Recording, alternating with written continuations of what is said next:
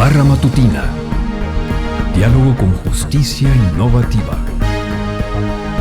Poder Judicial del Estado de Jalisco.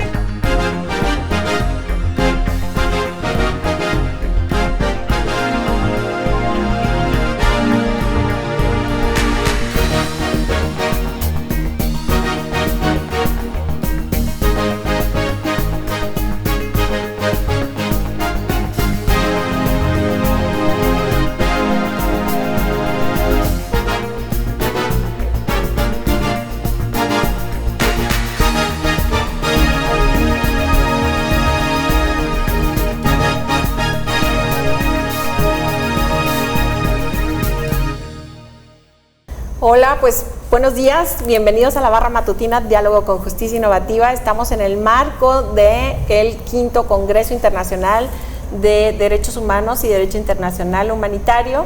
En esta ocasión el eje central es víctimas y justicia, así que nos da mucho gusto platicar con el presidente de la red internacional, nuestro presidente, el maestro Trinidad Padilla López. Muchas gracias, maestro, por estar aquí y aceptarnos la invitación. Muchas gracias, Janet, además por la anfitrionía del Supremo Tribunal de Justicia. Sí, aquí desde Tú casa. has sido un enlace muy importante, fundamental para el desarrollo de esta la quinta versión de nuestro Congreso Internacional de Derechos Humanos. Y pues estoy muy contento porque ha habido mucha participación. Sí, de hecho, bueno, pues el año pasado tuvimos otra sede, fue en la Cámara de Comercio. Así es. Creímos que a lo mejor el cambio no sabíamos cómo iba a favorecer o no. También el patio ya lo habíamos tenido aquí en alguna ocasión lleno, pero el clima no ayuda. El primer congreso, creo, del 2019, fue en el patio central también de este recinto. Así es. Y efectivamente, de repente o era el viento o el sol o algo, pero... Y ha cambiado además el cambio climático, yo creo que lo hemos sentido en estos congresos, ¿no? Porque y de veras durante había posibilidades. los 2 años de la pandemia, de todas maneras, pudimos hacerlo, aunque con las limitaciones. Pero de manera virtual. De tener que hacerlo a través de plataformas virtuales. Sí. Pero yo estoy muy contento de que tanto el año pasado como pues ha habido nuevamente, ya dentro de la normalidad, de la presencialidad, la presencia de muchos muy buenos participantes, ¿no? Sí, maestro, a mí me gustaría que platicáramos un poco de cómo ha sido este congreso, porque bueno, tuvimos actividades antes, iniciamos el lunes ya con el 15, lunes 15, con actividades en diferentes lugares y cómo ha venido progresando. Bueno, me parece muy interesante que esta vez, como tú sabes, redujimos a solo 2 días los del Congreso, que son el 18 y el 19, hoy mismo termina, para concentrar una serie de actividades, paneles, conferencias magistrales, conversatorios, en fin, lo que es el programa del Congreso, pero de todas maneras se hicieron actividades y se harán post-Congreso en algunas de las instituciones que forman parte de la red internacional, que aprovecharon que vienen invitados de varios países, tanto de América Latina como de Europa, particularmente de España, y algunas de las instituciones, sobre todo las que participaron financiando el traslado y el hospedaje de algunos de estos catedráticos y académicos que vienen a disertar en el Congreso, pues les solicitaron la posibilidad de tener actividades muy específicas con las comunidades académicas de las instituciones. Es el caso de la Universidad Enrique Díaz de León, es el caso de algunos de los centros universitarios de la red de la Universidad de Guadalajara, como Cutonalá, como el Centro de Ciencias de la Salud, donde estuvo nuestra vicepresidenta Linda Dayan, y que por cierto, perdón, me llama la atención que este año se incorpora CUCBA, el Centro Universitario de Ciencias Biológicas. Sí, el Centro Universitario de Ciencias Biológicas también se incorporó. Bueno, en parte, desde luego yo les agradezco a todas las autoridades, desde luego a los rectores y rectoras de estos centros universitarios, Sí. el de Tonalá, el de Tlajomulco, CUSUR, Cuballes.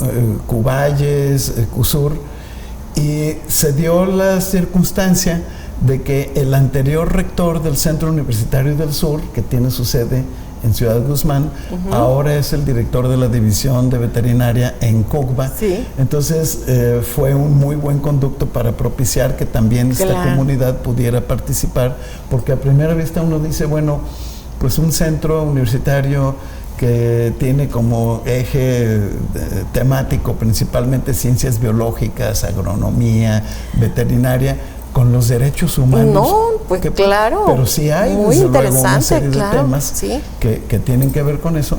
Entonces, Nuestro medio ambiente, simple y sencillamente. El medio ambiente, por ejemplo, Claro. el medio ambiente y los derechos. Y ahora que el eje rector ha sido víctimas, ¿cómo somos víctimas de nuestro medio ambiente? Así es. Víctimas por ejemplo, hace un rato pasamos el discurso de odio y que luego se pasa a la acción. Y luego las víctimas, los niños, las víctimas ocultas. No, hemos bueno, visto un sinfín es de- víctima todo aquel que ve mermado el goce o el disfrute de un derecho esencial, para no ir más lejos, el derecho a tener un aire limpio, por ejemplo, Así es. o a tener agua. Que ahora que estamos sufriendo buenas aquí en condiciones de Guadalajara. calidad. Sí. Entonces, todo lo que contribuye a deteriorar el medio en el que viven las personas, que merma su calidad de vida, y que el Estado tiene que garantizar el goce y el disfrute de unas condiciones dignas para Los desplazados que los hoy desplazados, hemos en estado fin, viendo. son Sí. todos temas, Claro.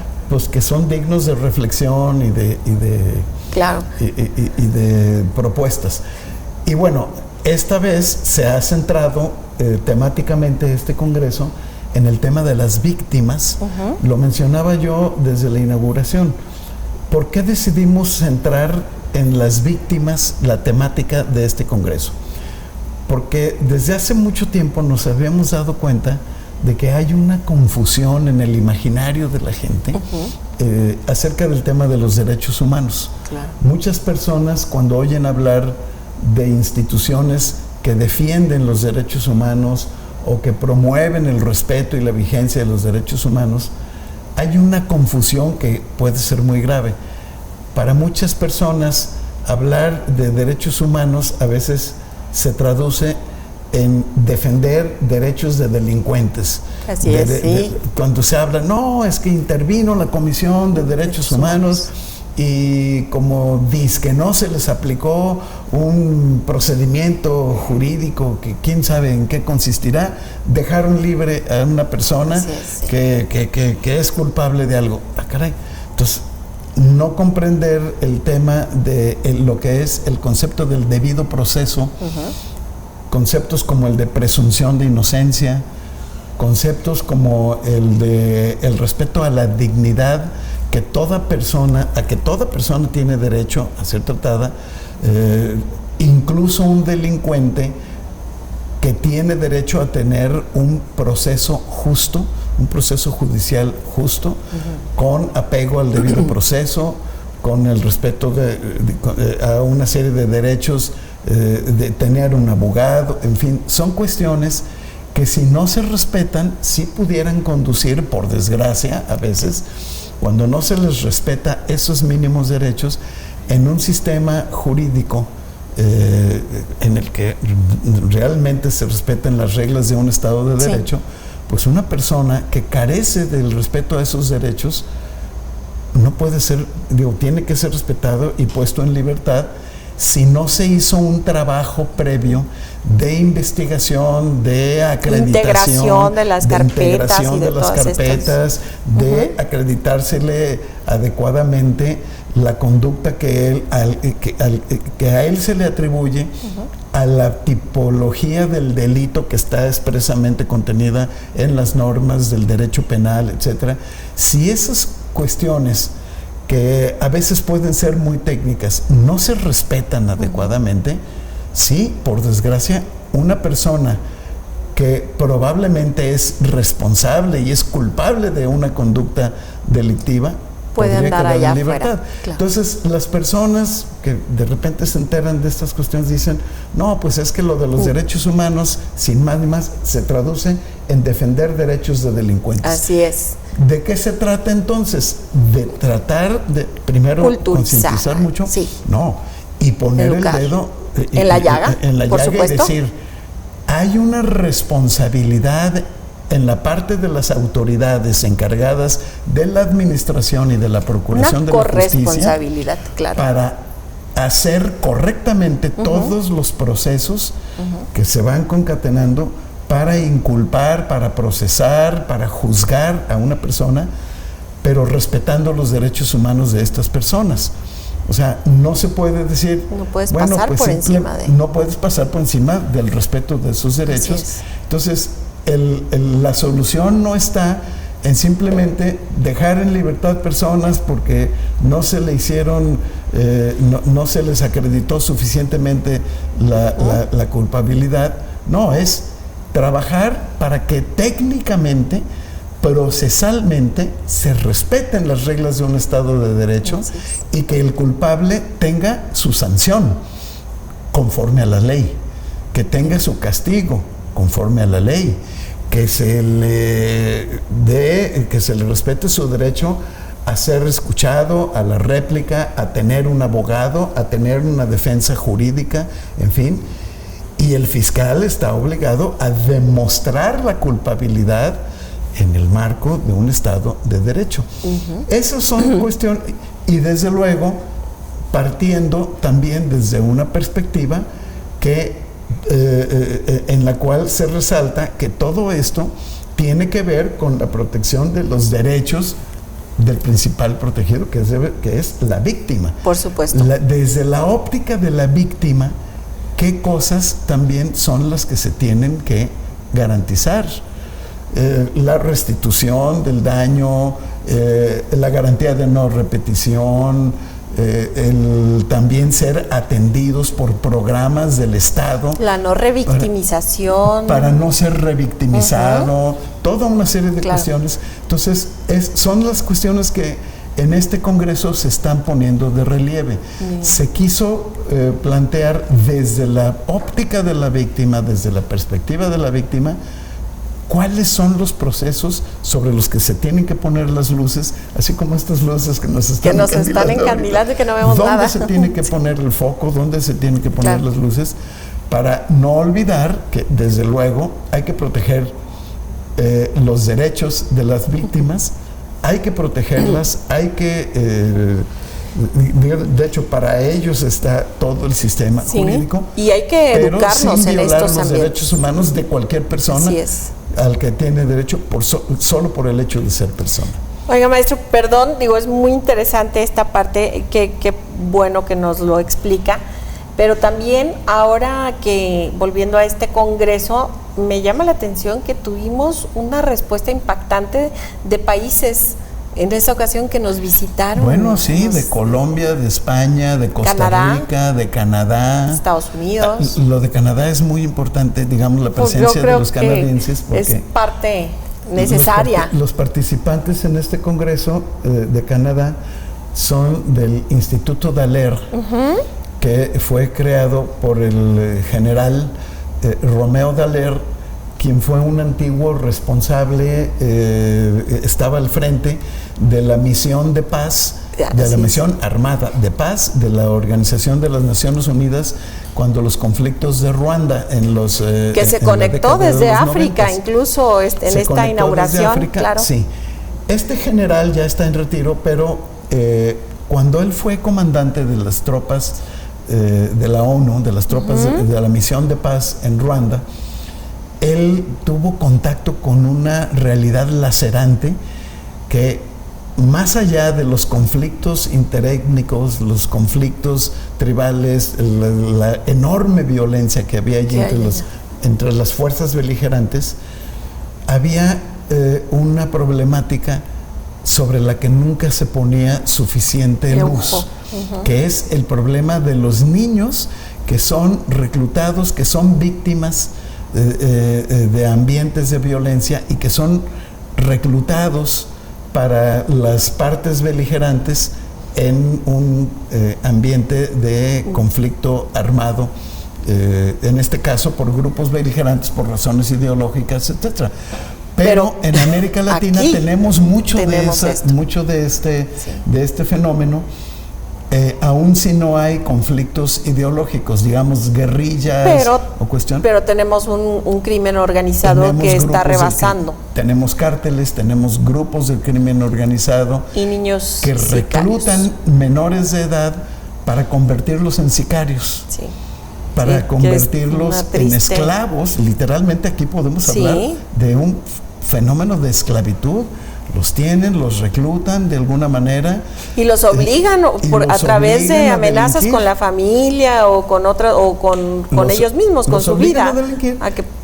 Y en unas condiciones en las que ellos son prácticamente desechables. Sí, qué tristeza. Son desechables, los utilizan porque son menores de edad, porque si los capturan después de cometer algún homicidio o algún delito, como son menores de edad, pues probablemente van a tener ciertas indulgencias, van a salir libres pronto, y a eso le apuestan estos grupos delictivos, porque van a seguir tratando de mantenerlos involucrados con su grupo delictivo. Y si los matan, son desechables, no les importa. Claro, y yo creo que esto es un punto importante, incluso hasta de materia de un programa aparte de lo que platicábamos, por el tema de cómo los niños tienen que estar alertas, porque tenemos que alertar a nuestra niñez, a nuestros educadores, maestros, padres de familia, nuestros primeros contactos, de cómo evitar que nuestros niños se contaminen. Les dan ahora para la niñera el celular o la tableta. A través de los videojuegos. Así es. Entonces, todo esto, ¿cómo se convierte en un problema latente? O influyendo a través de estas aplicaciones y cuestiones en la conformación, en el imaginario de los niños, de patrones, de héroes, digamos, de valores que yo diría son antivalores, pero que los introyectan y que les hacen sentirse importantes, tomándose una fotografía con algún rifle. O que les ofrecen una cierta cantidad que es, bueno, algo para ellos inalcanzable. Los van envolviendo. En una dinámica mental, porque por desgracia muchos de estos reclutamientos no necesariamente son reclutamientos forzados, hay que decirlo. Claro, en algunos casos sí, funciona con el sistema de leva, ¿no? En algunos casos los secuestran, los llevan, los confinan y los obligan a hacer cosas. Totalmente. Pero hay muchos casos, por desgracia, en donde el reclutamiento se da de manera voluntaria, entre comillas, ¿no?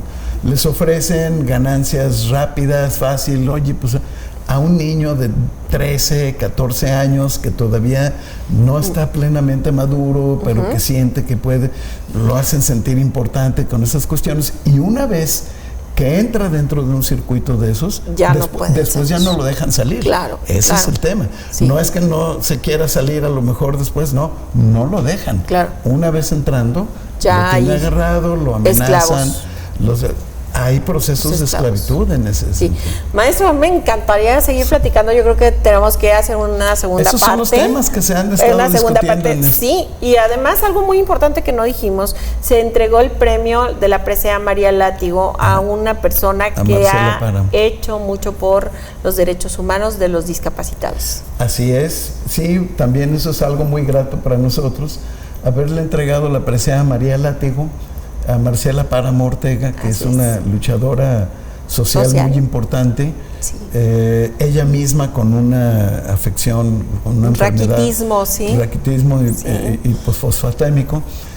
Y ella muy emotivo, una ceremonia muy emotiva. Sí. Ella ha dedicado su vida, sus esfuerzos a generar mejores condiciones, becas, por ejemplo, apoyos, para mejorar los edificios de acceso para niños con alguna discapacidad y también para impulsar acciones concretas en instituciones públicas y privadas para que tengan infraestructura inclusiva. Claro. ¿sí? Rampas. Y además Tapatía nos llenó de orgullo, ¿no? Y además Tapatía, sí. Entonces Pues, estamos muy contentos por haberle entregado a Marcela este justísimo reconocimiento.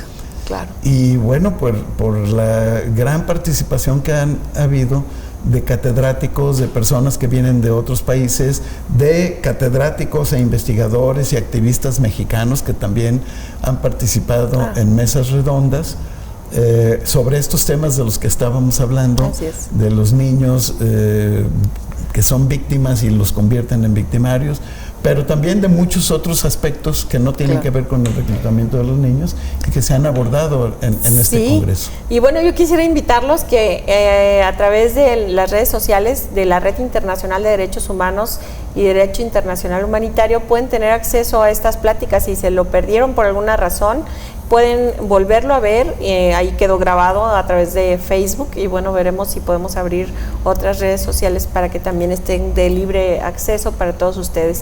Maestro, muchísimas gracias. No, al contrario. Gracias por este tiempo, por todo lo que nos enriqueció en este momento también.